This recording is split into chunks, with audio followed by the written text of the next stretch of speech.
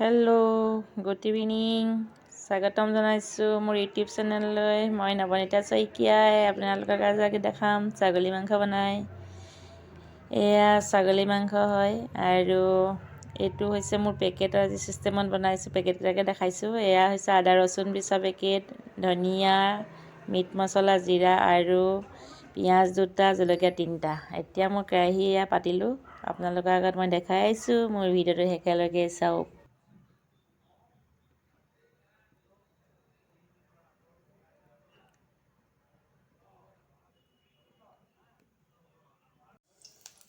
এতিয়া মই কাটি লোৱা পিঁয়াজ দি দিছোঁ, অলপমান থৈ দিছোঁ, অলপ পাছত দিম। আৰু লগতে মই কাটি লোৱা জলকীয়া 2টা দিছোঁ। আৰু যিহেতু মোৰ এইটো ৰেডিমেড ঘৰ হয়, পিচিবৰ কাৰণে মই ৰেডিমেডৰ আৰু মছলা পেকেট আনিছোঁ, আদা ৰচুন পেষ্ট কৰা, মই লগতে দি দিছোঁ।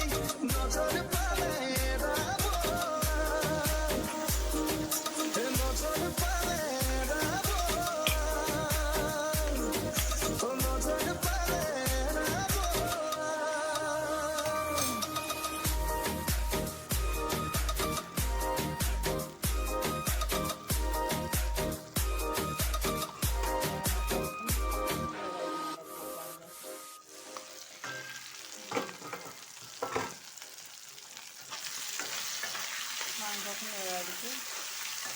এতিয়া ধুনীয়া কালাৰ আহিছে, মাংসটো অলপ ফুটিছে আৰু এতিয়া মই অলপ কাটি লোৱা পিঁয়াজ দিম। যিহেতু মই খালী মাংস, আলু চালু মই একো নিদিওঁ, অকল মাংস বনাইছোঁ।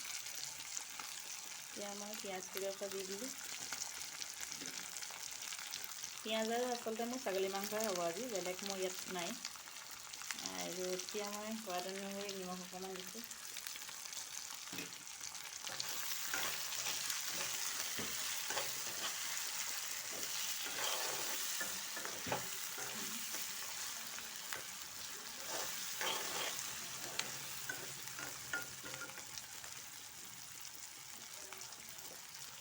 এতিয়া মই অলপ ধনিয়া গুড়ি দিম। চব মোৰ ৰেডিমেড মছলাহে আজি, এনেকৈ গুড়ি পিছা, কিন্তু মই অকলে থাকোঁ, মোৰ এইটো ভাড়াঘৰ হয়, সেইকাৰণে মই এনেকৈয়ে পেকেট আনি আজি আপোনালোকক ৰেচিপিটো বনাই দেখাইছোঁ। আৰু মইনো কি খাম অকলে অকলে।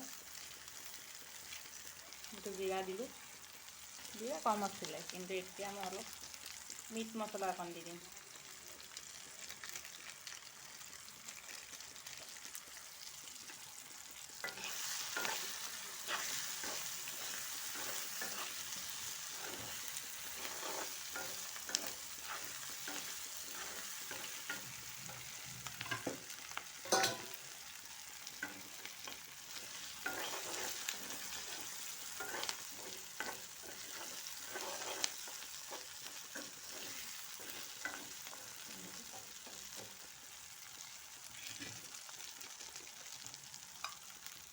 ঢাকনখন দিওঁ অলপ।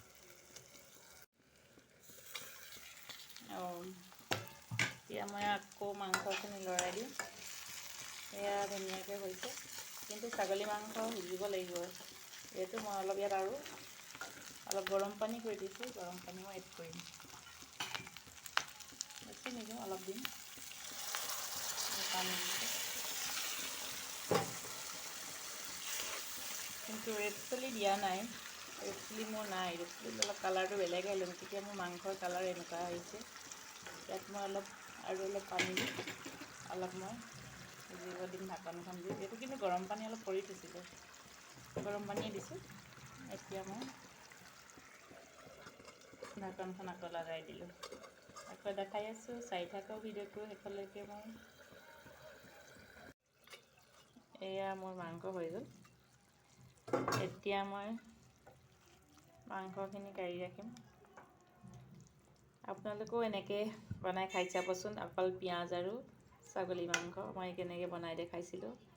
আৰু যদি ভাল পায় মোৰ ৰেচিপিটো কমেণ্ট কৰিব, লাইক কৰিব। লগতে মোৰ নতুনকৈ যিসকল বন্ধু বান্ধৱসকলে চাই আছে ছাবস্ক্ৰাইব কৰি দিব আৰু ন'টিফিকেশ্যন বেলটো টিপি দিব। ধন্যবাদ। আজিলৈ আহিছোঁ। আৰু